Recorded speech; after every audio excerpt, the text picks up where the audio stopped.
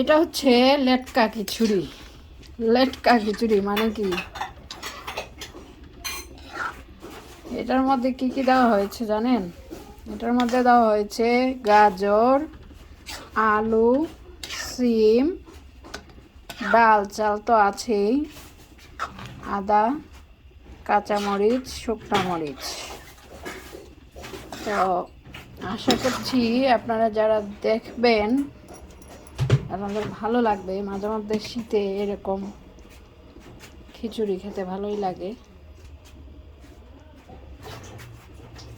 আমারও খুব ভালো লাগে, এই জন্য আজকে রান্না করলাম। কালারটা হচ্ছে এইটা এবং অনেক মজা। এখানে পরিমাণে একটু কম নিয়েছে, ছোট বেবি খাবে এই জন্য।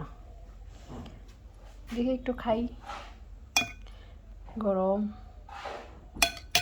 ঠিক আছে, খুব মজা হয়েছে।